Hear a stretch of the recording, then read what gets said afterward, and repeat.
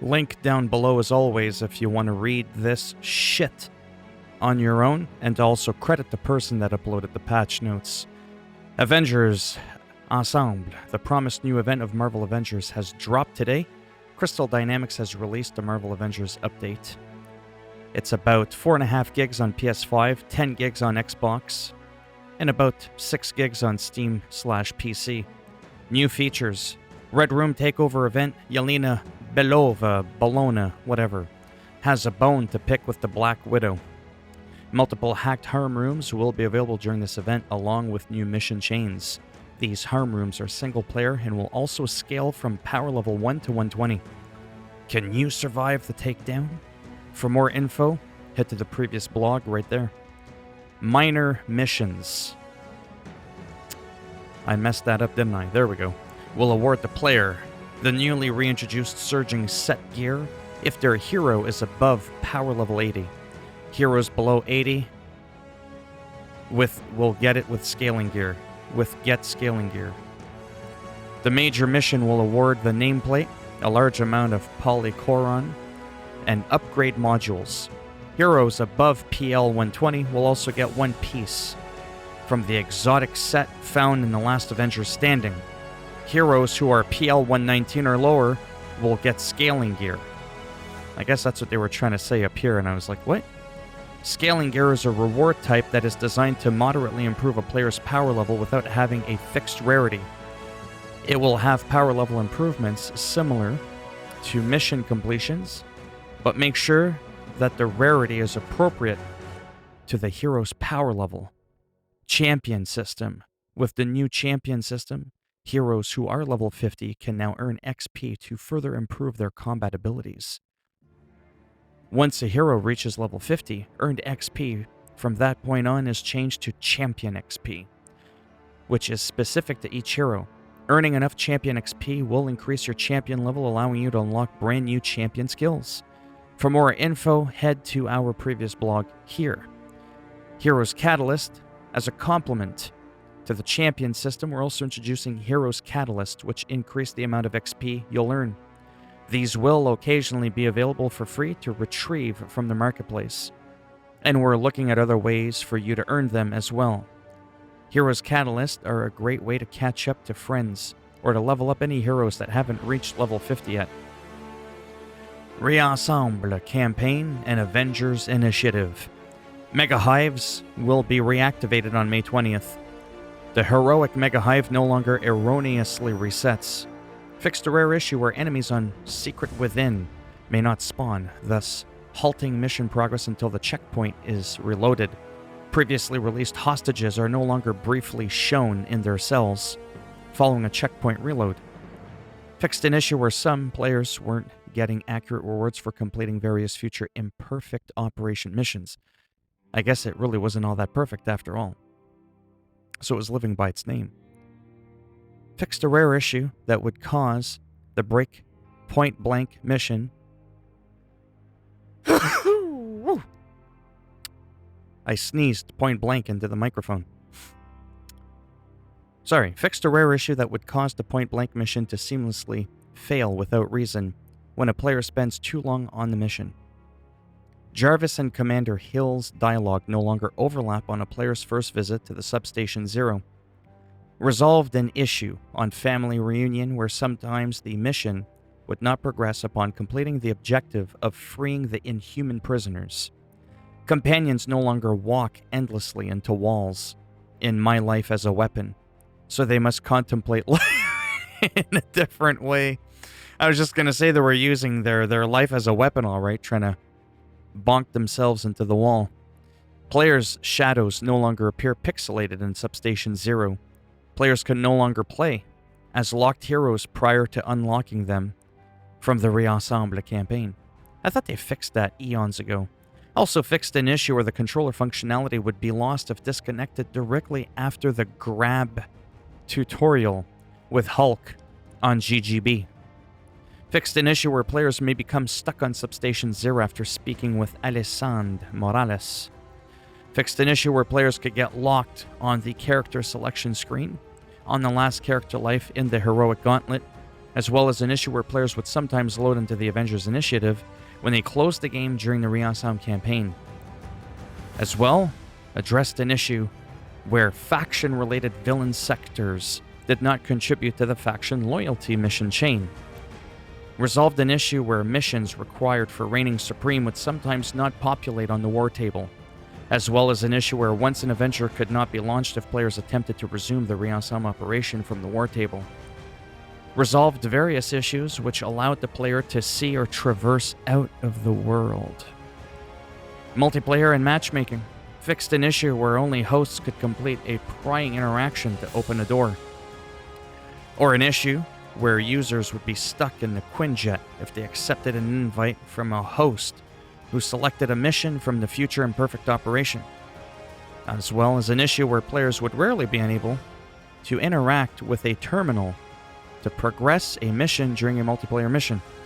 Resolved an issue where players could not progress if a host migration occurred within an elevator. Various matchmaking optimization and fixes. We all know how well this system was working day one the game launched. Art and animation. Hulk's tropical outfit now shows his necklace when viewed in live gameplay. Hawkeye's mask in his Counter-Earth outfit now displays correctly, as well as Black Widow's glasses are no longer missing from her Outrider outfit. The camera no longer quickly zooms in, then zooms out on a player, traversing over a vehicle. Heroes no longer briefly float in the air or get stuck, attempting to traverse ledges. Katie's arrows no longer remain when the pierced object, such as a bubble shield, is destroyed.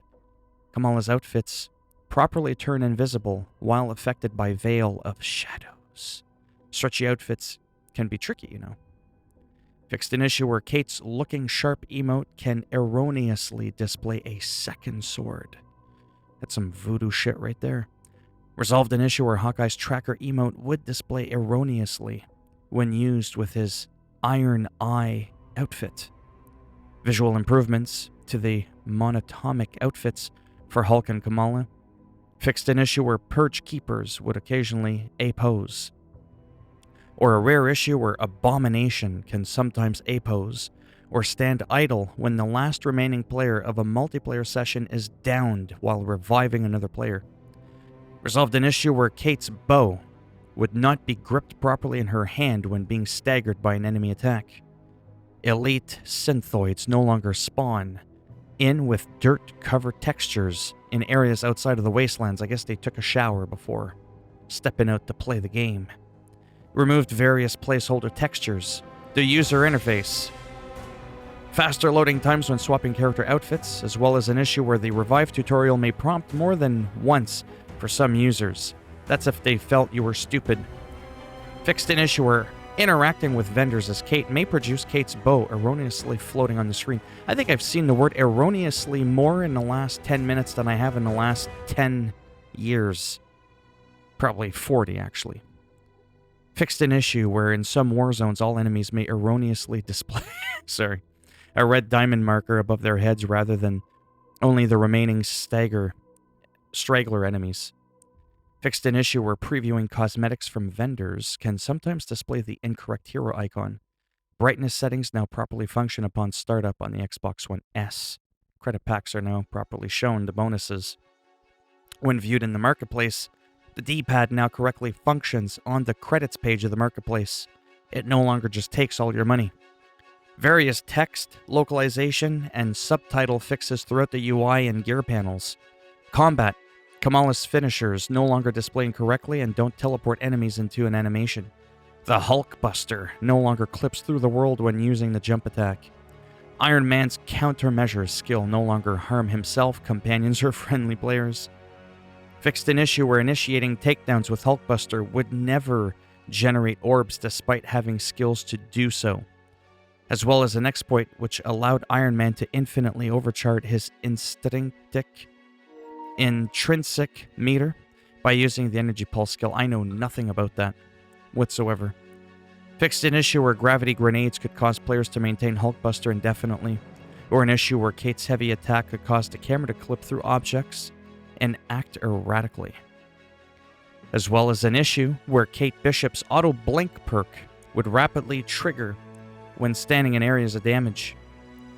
Fixed an issue where Kate Bishop's perfect draw would not activate on release when the reticle flashes, as well as Kate's skill Afterglow now lasts as long as intended upon her first support heroic. Kate's combo finishers now accurately increase in damage when overcharged, as well as an issue where Kate Bishop's decoy would fail to activate when used just before teleporting with Warp Arrow.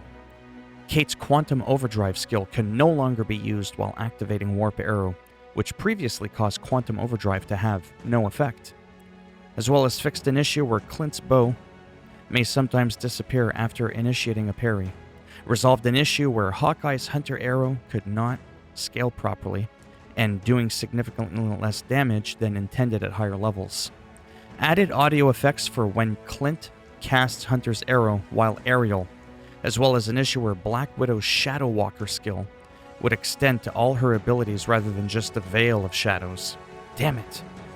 Fixed an issue where Black Widow's grapple line would sometimes fly off in a random direction after performing a grapple swing. Resolved an issue where Thor's Bifrost would reset the duration of support heroic buffs.